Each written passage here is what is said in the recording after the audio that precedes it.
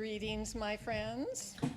I'm Gail Johnson Vaughan, filling some very large shoes this morning. Starting with, you know what to do with your phones and devices and whatever else you brought in. Please make sure they're silent so that our silence can be silent. My job right now is to just say hi. So hi. I have people out in Zoom land too. And your job is to acknowledge there are other people in the room with you, and that some of them are new and wondering whether anybody's going to even speak to them the whole time. And some of you have been here before. I won't say old, because none of us are old. And so if this is a moment where you can look around, stand up, and greet people around you, making sure everybody's getting greeted in a way that feels good. Some of us are huggers, some of us are handshakers, some of us are sort of like that. So let's go for it. Say hello to each other.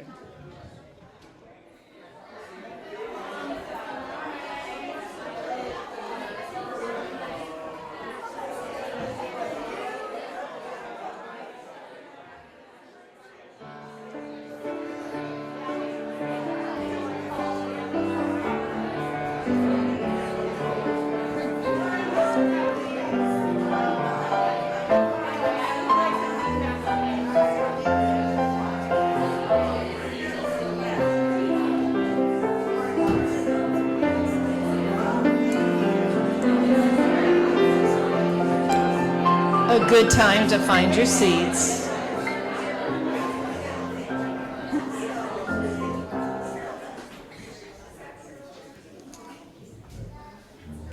I'm very happy to invite Daniel Longton to come up and do our land acknowledgement.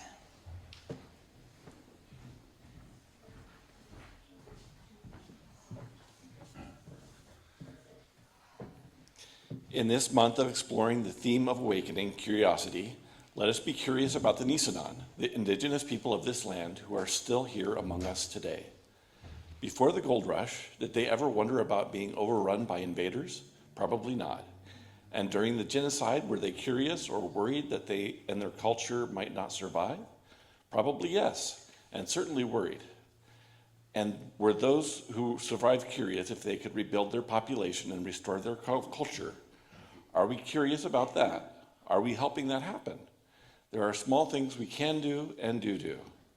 We acknowledge we are visitors and residents on the Nisenan land that was never ceded, never given up, and the original tribal families are still among us and have yet to recover from the genocide of their people. We commit to providing resources of time and treasure to help correct their erasure and exclusion from California history, and to support their efforts to stabilize their people and their campaign to restore tribal sovereignty through federal recognition. These acorns from black oaks placed on our altar each week are a symbol of our commitment.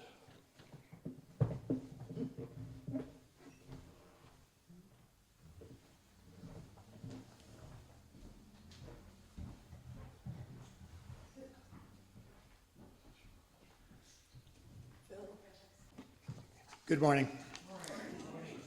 The Question That Follows Home by Reverend Michelle Collins. The flame is for the questions that follow us home, the ones that refuse to settle, that sit beside us at night. Not every riddle is meant to be solved. Let this light keep open a space where not knowing is allowed to breathe.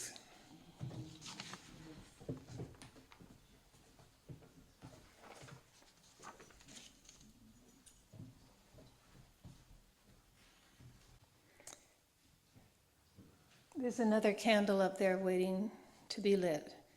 It's the candle of compassion, resistance, and resilience. It's a candle that represents what we live every single day. Is there someone who would like to come forward and light the candle for us this week?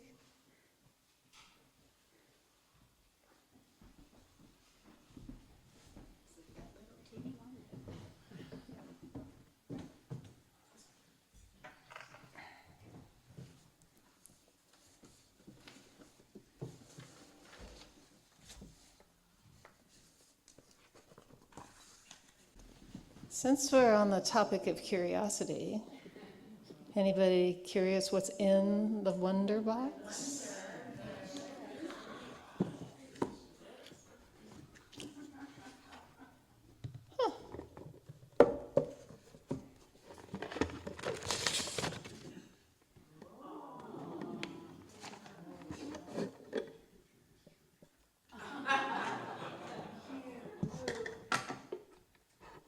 More?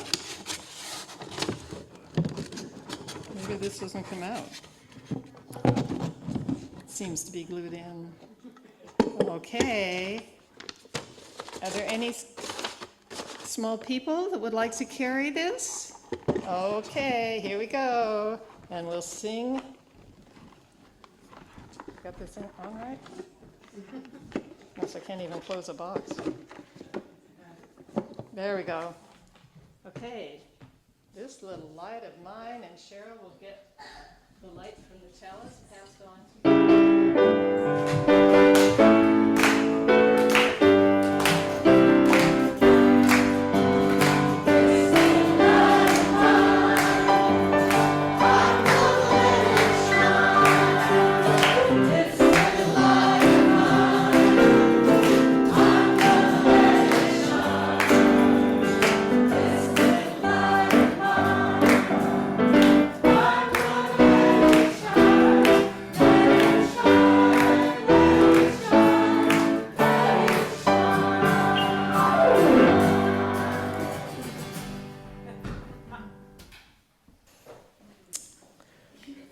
Good morning again.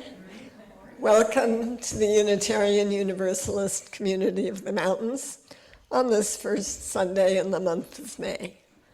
I'm Cheryl Morris, and Gail Johnson-Vaughan and I are your worship associates this morning, as Reverend Kevin is beginning a long-planned sabbatical month. A few years ago, the first Sunday in May actually was the 1st of May, and Beth Caro did a memorable riff on Mayday, Mayday. I don't think we need to do that today because our theme for the month is a pretty good antidote for the worries and fears we may be carrying at the moment. As you've heard, the May theme is awakening curiosity. Can we be curious about, well, pretty much everything? Like the child in our banner, can we look without immediate judgment, ponder, wonder? The service is called Holy Curiosity to reflect that curiosity belongs here in this sanctuary, that sometimes the questions are more important than the answers, and that some questions don't have answers. Welcome to everyone here in the room, on Zoom, in the future on YouTube. Whether this is your first Sunday or you've been coming for years, welcome. Let us share this morning with open hearts and minds, and yes, curiosity. It is good to be together.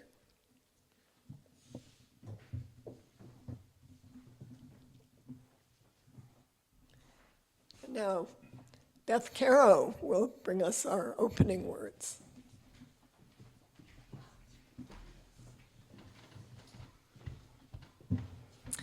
The Reverend Alicia Ford writes, Holy Curiosity. In the story of The Little Prince, there is a compelling scene in which he arrives on a new planet and encounters a businessman. We know it is a businessman because he is counting. He's too busy counting to lift his head in response to the little prince's greeting. He's behind his desk working on a huge ledger, counting, much like this. 3 and 2 make 5, 5 and 7 make 12, 12 and 3 makes 15, 15 and 7 makes 22, 22 and 6 make 28, 26 and 5 make 31. Phew, okay. That makes 501,622,731. When he takes a breath, the little prince asks, 500 million what? It is such a simple question, isn't it? But the man, the one counting, only responds to the little prince in this way. Are you still there? 501 million? I can't stop. I have so much to do. I am concerned with matters of consequence. I don't amuse myself with balderdash. 2 and 5 make 7. Matters of consequence. There he was, behind his desk, counting without pause, counting a thing of beauty whose name he could not remember. The little glittering objects in the sky, he called them. Stars. He was counting and recounting stars, gathering them up by the millions, owning them, banking them in hopes of one day being rich from selling them. He was tending to matters of consequence. The businessman in this story is by no means unique. When invited into a moment of human connection, when invited to ponder the little glittering, the stars, to notice and grow playfully curious about them, he declined. He would lose track of counting. He would have to stop, break away from his ledger, look up, take in, and behold the little glittering objects in the sky. The stuff of dreams. To take them in would mean opening himself up to learning more. He declined because the matters of consequence to which he was attending were far too important and could not wait. All questions were interruptions. All moments of being invited to engage were balderdash. He had no use for the person before him seeking to be in relationship. And so it is with all of us sometimes. We are drawn into important tasks and forget the whole world around us, ready for our curious gaze. What if we attended to each other, to those ordinary encounters and conversations with intrigue? What if instead of clinging to certainty, we paused and made room for holy curiosity? The poet Rumi writes, "This being human is a guest house. Every morning, a new arrival. A joy, a depression, a meanness, some momentary awareness comes as an unexpected visitor. Welcome and entertain them all," he says. Be grateful for whoever comes, because each has been sent as a guide from beyond. Every moment, every interruption has something to offer, something to teach. The beauty is in being able to greet each new or familiar arrival with a learning mind rather than a knowing mind. And forgive ourselves when we are not able to. What if you had one moment today in which you were gently interrupted from tending to matters of consequence, or in which you encountered the unfamiliar? What if you paused and viewed that moment as a guest, an unexpected visitor from whom you had much to learn? What questions would you ask? How would you listen? How would you choose to be?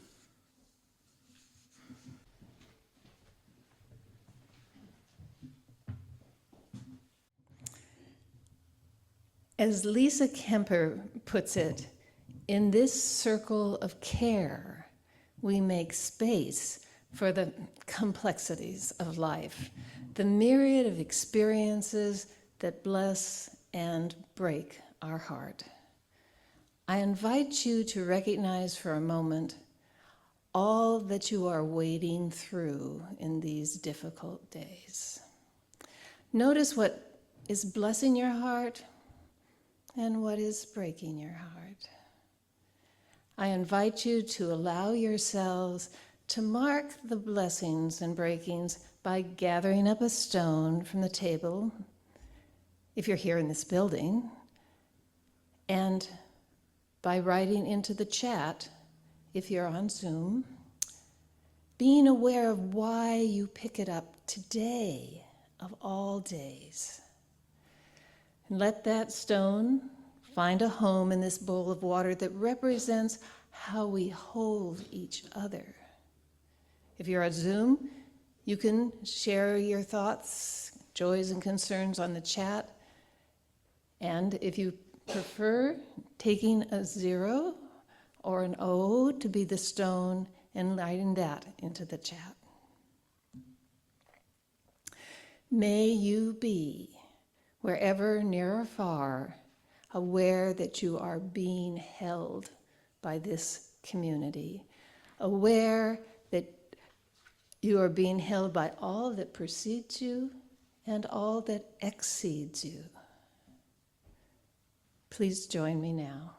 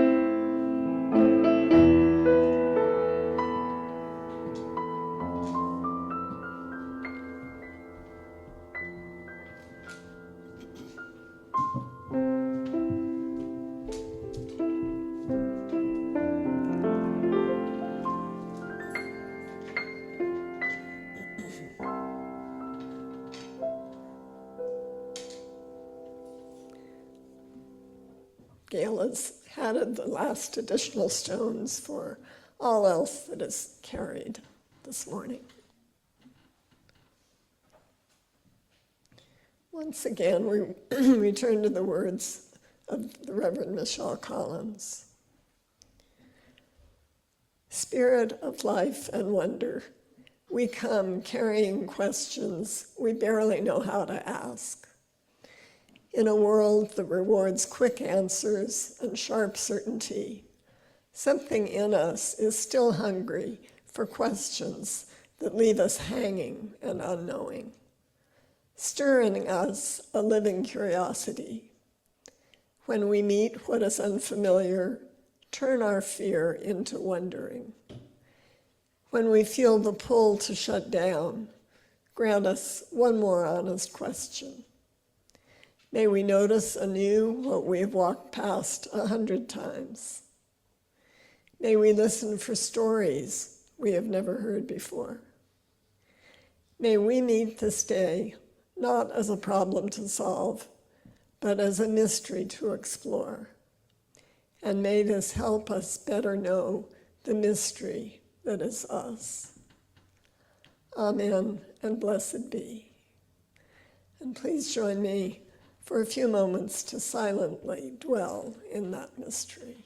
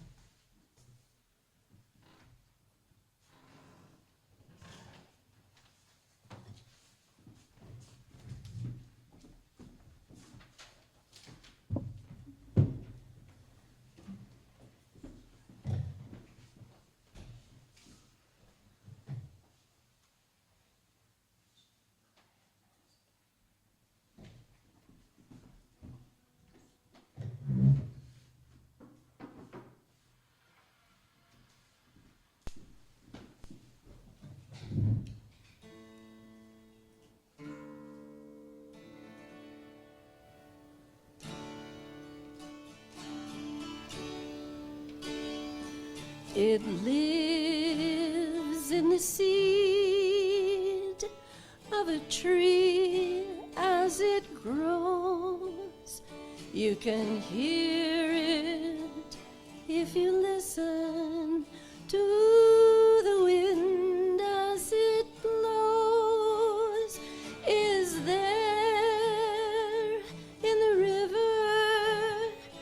as it flows into the sea.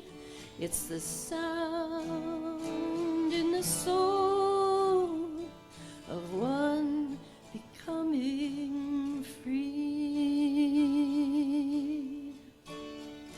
And it lives in the laughter of children at play, and in the blazing sun that gives light to the day. It moves the planets and the stars in the sky. It's been the mover of mountains since the beginning of time. Oh, mystery, you are alive. I feel you all around. You are the fire in my heart. You are the holy sound. You are all of life. It is to you that I sing. Oh, grant that I may feel you always in everything. Oh, grant that I may feel you always in everything.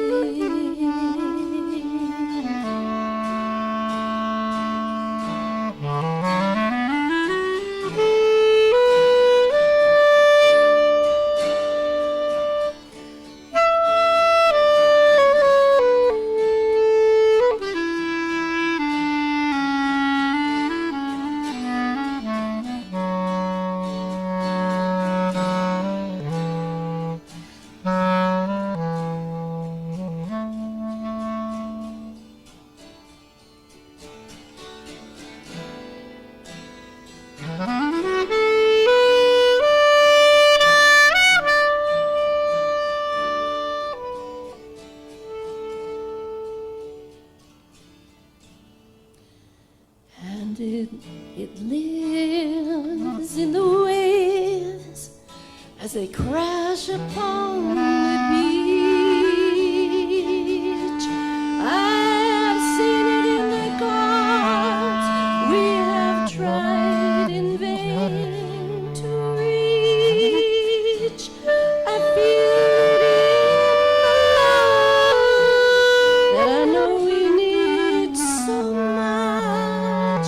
I know it in your smile, my love, when our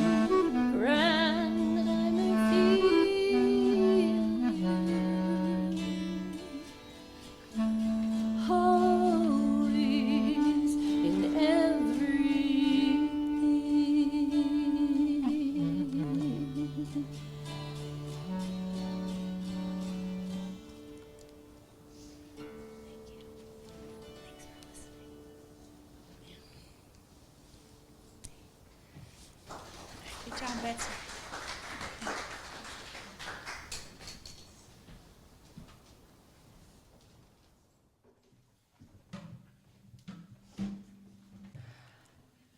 So we UUs are a pretty curious bunch. Take that both ways. Two of our favorite questions are why and why not? I guess that's true for me. I remember really well early in my career in child welfare going to a training by the California Department of Social Services on the newest regulations. At the end, I went up and talked to the presenters. I introduced myself and said I had a question. They visibly winced and then explained, "You're not known for your easy questions." It seemed simple enough. The two questions I asked most were why and why not. It still makes me smile. Scott Taylor from Soul Matters calls that the kind of curiosity that comes with consequences. Consequences like getting rolling eyes and flack when you ask a hard question. But sometimes it leads to breakthrough thinking, or consequences like when you stand up for justice, knowing that you'll be labeled a radical left lunatic. Taylor nudges us with these words: as hard as these paths of curiosity are, we're grateful for them, which in turn suggests that it's part of us that doesn't want curiosity to just be fun or interesting. Part of us wants curiosity to change us, to make us anew. This part wants to be altered, not just enriched. He urges us to awaken to the kind of curiosity that comes with consequences. And here's another curious thing. Many of us like being in a curious state. We even wrote it into our UUCM mission statement, with courageous love and a sense of wonder. I like wondering. I like it a lot. But modern technology makes it hard to dwell in wondering. As soon as I say, I wonder, somebody grabs their phone and goes to Google and gets the answer. Our description of this service, we equated curiosity with a magic pill, which it is. Another apt analogy is a Swiss Army knife. Many, many tools in a compact and accessible package. Curiosity is a Swiss Army knife. So what can curiosity do for us? Well, here's one thing. It can serve as a cure to our judgmental selves. In her Tiny Buddha blog, Jen Pachichi titles one of her postings, when you want to judge, be curious instead. In her own efforts to be less judgmental, she watched her judgmental self take over as she observed a mom who was playing with her phone rather than paying attention to her preschooler in the event they were both experiencing. Pichichi quickly caught herself and consciously shifted the direction of her thoughts, trying to be curious about the mom's actions rather than making judgments about them or assumptions. Could she be waiting for an really important phone call from a family member or friend? Maybe she's using her phone to search for a new job. Oh, did she have a really incredibly rough morning and just really needs to zone out for a while her kids are safe? And is it really any of my business? After becoming curious, She felt so much better, happy, light, and was so thankful that she'd remembered to be curious. Pichichi reminds us that harsh judgments will not help us be compassionate and won't help us get better service. So we may as well be curious about what's going on, which in turn will allow us to be kind and non-judgmental. Pichichi ends her essay saying that this practice has set her free. So, what about curiosity as a cure to worry? Reverend Kimberly DeBoos sees curiosity as the opposite of worry. Worry, curiosity, light, dark, worry, curiosity, and suggests that we lean into it. Reverend Sarah Goodman tells us that worry often rests on a set of what-ifs. Using an example of coming to a new church on one Sunday, she invites us, instead of going down the path of what if they don't like me, what if nobody talks to me, what if it's really awkward, to start thinking of some new what-ifs. What if it goes really great? What if I have a great time and my family finds a new home here? She offers some what-ifs for others who are already part of the community and wanting deeper connections. What if we give each other grace when mistakes happen?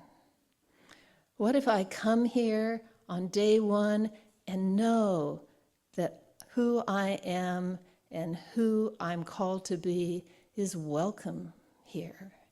And what if this group of people extends that kind of welcome to everyone who walks in the door?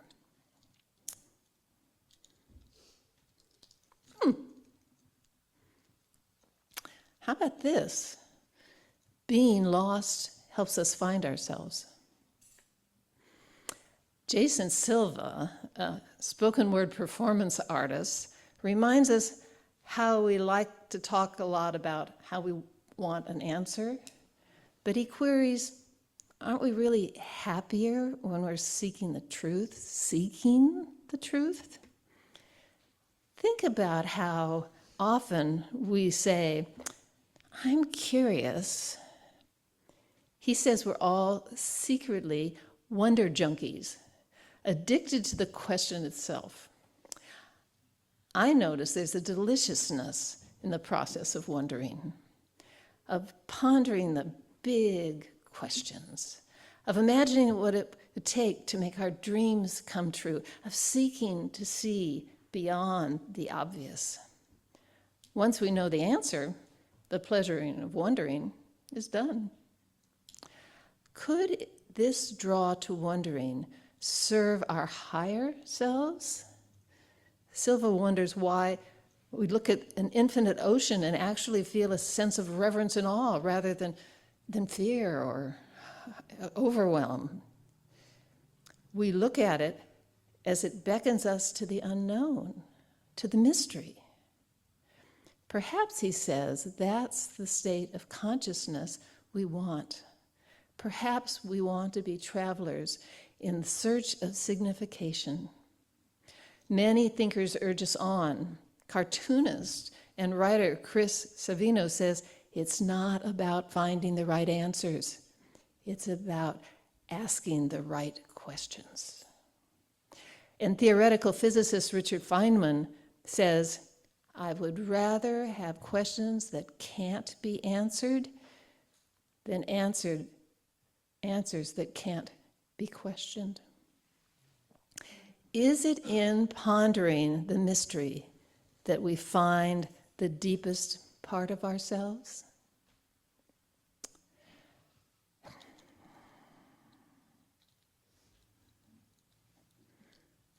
This is a big one. Curiosity is a tool to be with suffering in a new way. I've had a lot of losses in my life, big losses. And as I've traveled through them, more and more my curiosity has shifted from, why is this happening to me, to why did I call this to myself? What am I supposed to learn from this? What is the gift that it brings? All of this had a sidekick I didn't expect. It took me out of the victim, poor me role to an awareness of my deep desire to live from and honor my essence. I'm asking those questions. Why did I call this into my life? What am I supposed to learn from this a lot these days as we travel this difficult time? Adding more questions. What is my essence calling me to do in this hard time? How do I care for myself as I respond to that calling? And how might this be an opportunity for me to further open my heart? Much of my life, I used pain to drive my growth. I thought, what if I used joy instead? It's a practice I work on every day.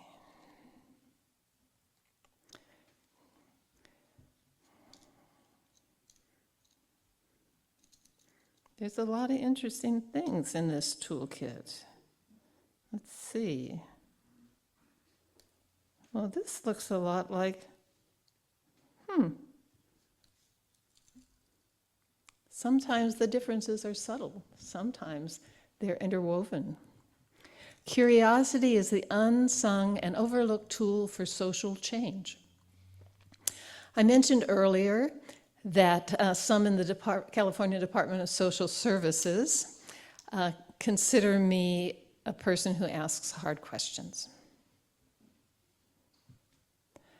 You know, the whys and the why nots.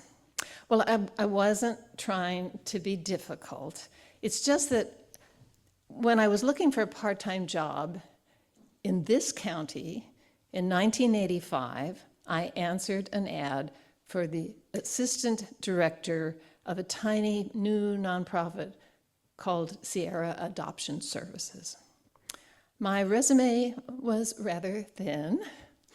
I had a bachelor's degree in international relations, and I had done 9 years as an in-home family daycare provider, and I'd been an active volunteer in my children's elementary schools and in some political campaigns.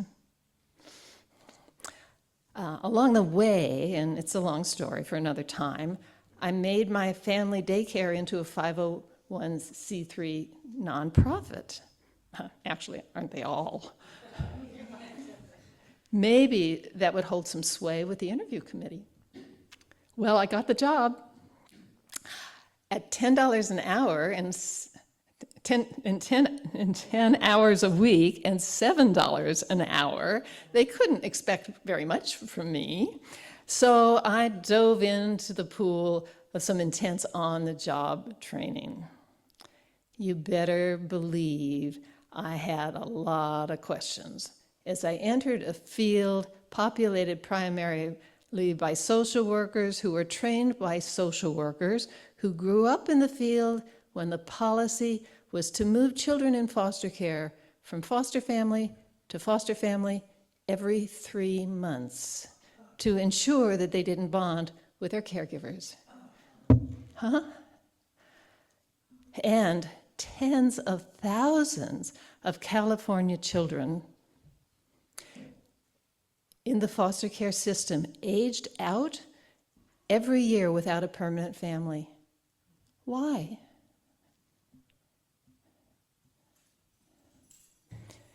And within 2 years, a huge percentage of them were homeless, in prison, or dead.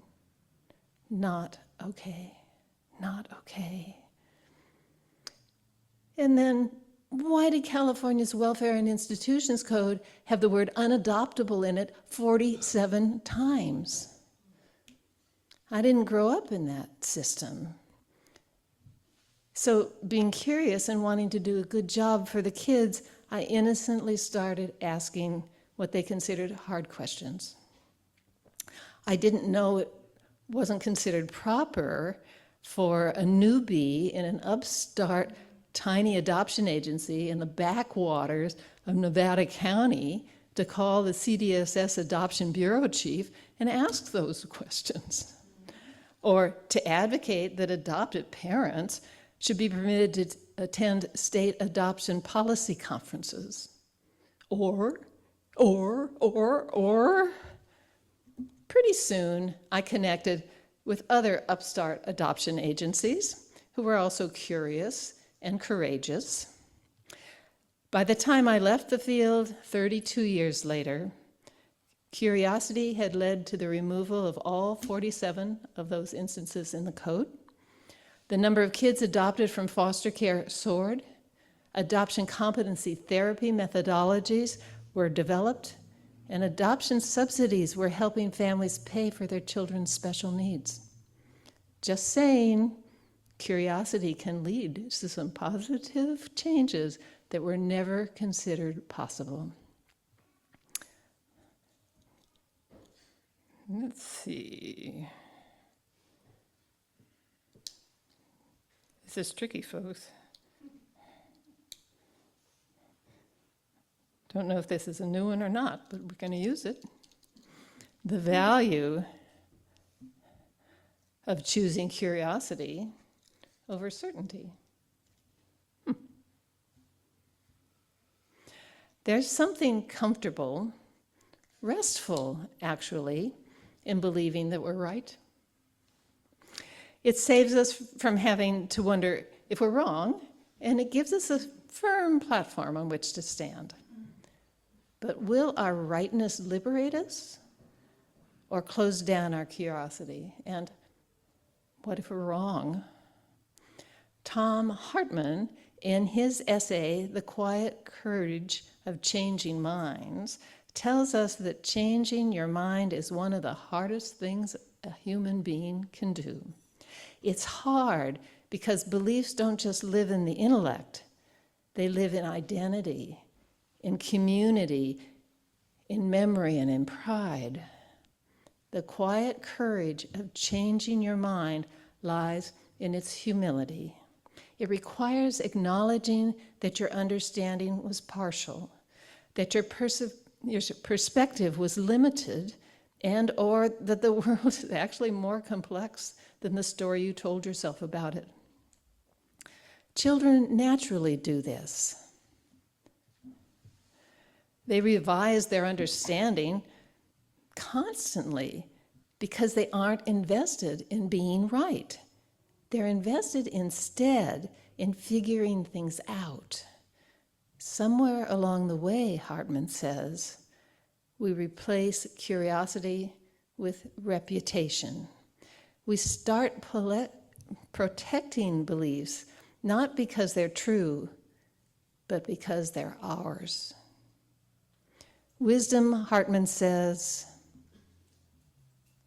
doesn't demand reckless honesty or unnecessary confrontation, but it does ask for internal coherence. It asks that our inner life not be organized around the fear of disapproval.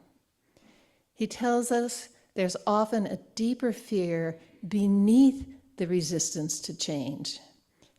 Changing your mind forces you to confront uncertainty. It reminds you that there may be more revisions ahead. It undermines the fantasy of final arrival, the comforting idea that one day we'll have it all figured out. Wisdom accepts that this day will never come. Instead, it treats understanding as provisional, assumes that learning is ongoing, and that perspective evolves, and that growth includes letting go. This doesn't lead to paralysis, he says. It leads to discernment. There's something quietly liberating about this. When we stop needing to be right, we become free to be responsive. We can admit mistakes without collapsing. We can revise without erasing our past. We can say, I used to think this, but now I think this, without meaning, and mean it without feeling shame. There's lots more tools in the Swiss Army knife of curiosity, but I'll finish with a story that speaks to something about which many of us ponder and about which many of us may be certain. One day, a religious man asked a mystic, "Does God exist?" "Allow me to go in for a moment," the mystic replied, after meditating for quite a while, expanding her heart consciousness to embrace the totality of existence. She answered, "I do not know what you mean by the word God, but I do know that this world is more mysterious and more wonderful than I could ever imagine. I know that you and I are I know that you and I are part of something much larger than ourselves. Perhaps this something larger is what you seek." Then the religious man approached a scientist. "Does God exist?" he asked. "Let me think," said the scientist. And so she thought. She thought about the vastness of the universe, 156 billion light years, or something like 396 billion trillion miles in diameter, and the almost immeasurable smallness of a quark. She thought about how the energy of the Big Bang fuels the beating of her own heart, and then she answered, "I do not know what you mean by God, but I do know that this world is more mysterious and more wonderful. I know that you and I are part of something much larger than our own lives.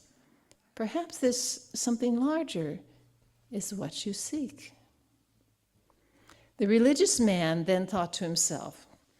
He thought of what he knows and what he does not know. He thought about how he knows what he knows and how he doesn't know what he doesn't know.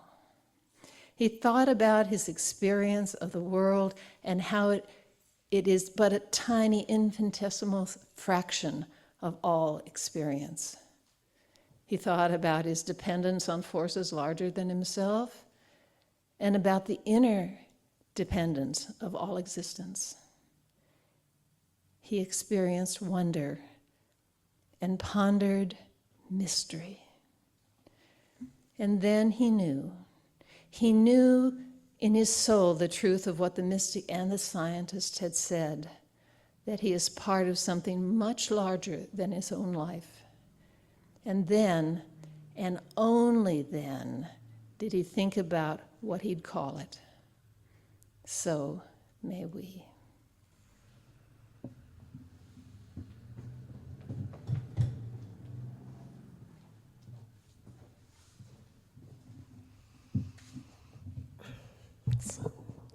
Thank you to Gail. I think she's done a really good job of filling those big shoes that she mentioned. So our weekly offering is divided equally between UUCM to support the work of this church and a community partner who shares our values. Our community partner for May needs very little introduction. UUCM has supported interfaith food ministry for many years, both financially and with dedicated hands-on volunteers. This morning we have Victoria Lindsay, who's the development director of IFM, and she'll give us an update on what she's seeing in the community and what is most needed now, which is everything.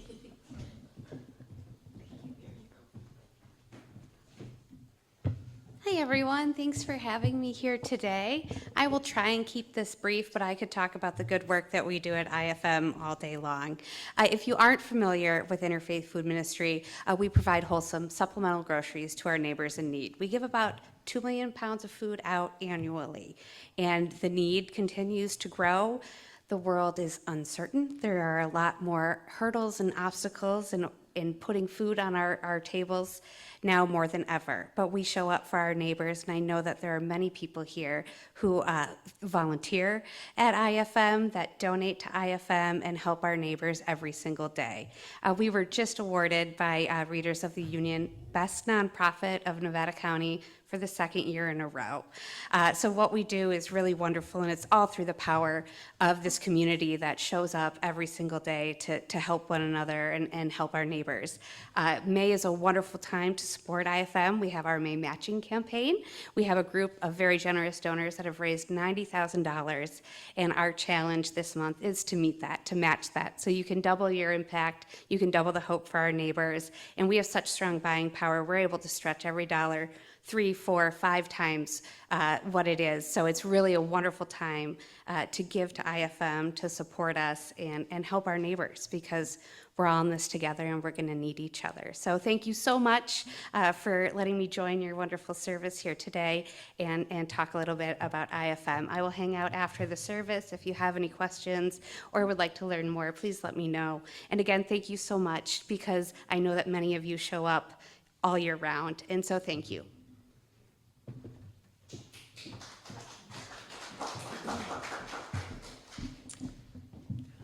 Many thanks, Victoria. She actually came to the first service also, and so yeah. So we appreciate you very much. All right. Here we go.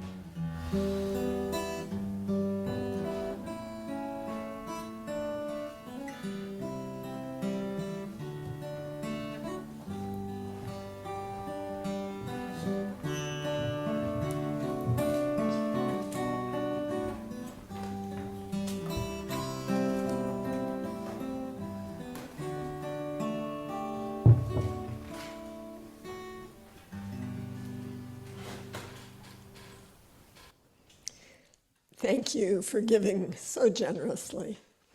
We dedicate these gifts to remaining curious about all the ways which we can support this church and the wider community, that all may have what they need to survive and thrive. Thank you.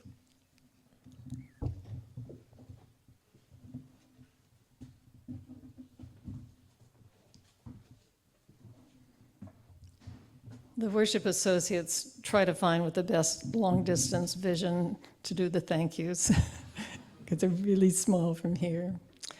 Cheryl, thank you for being my partner and for letting me be your partner. What an experience putting together a service. Phil and Daniel, thank you for making your premiere time in the pulpit, Daniel, really special. Betsy and Gail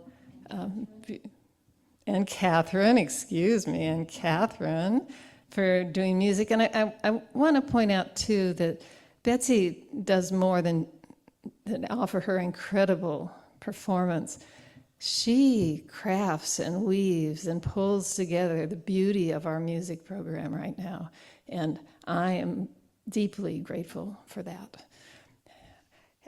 Paul Paul and Cypress back there making it all go, especially while we're moving equipment back and forth between buildings. Eileen, thank you on chat. We really appreciate you there. The setting was done by Vaughan Bartlett. And of course, Shanti's a mentor for her, but this is Yvonne's art. Thank you. Thank you, thank you. The banner designed by Robin, pretty cool, huh? Pretty fun. Greeters at this service, when Jean and Laura, refreshments in the back, Kids Connection, Cheryl and Linda Siska are up there. So we have some announcements. And thank you, Gail. Yay, Gail. Thank you for your thank you. And, lots, as usual, happening this week. UU 101 today, for people who are curious about what this is all about. Humanist discussion group coming up, singing meditation, always a beautiful experience. And lots of opportunity to make Squirrel Creek your home in a very tangible way. We're scrubbing down walls and windows, we're moving things, we're making it beautiful outside. 2 formal opportunities this week, Tuesday at 2 p.m. I believe that's out the landscaping stuff, and Thursday at 10 a.m., which is just come prepared to make it sparkle. We're on the countdown for when we're done. And now, as you're willing and able, will you stand and join me in singing, Let It Be a Dance?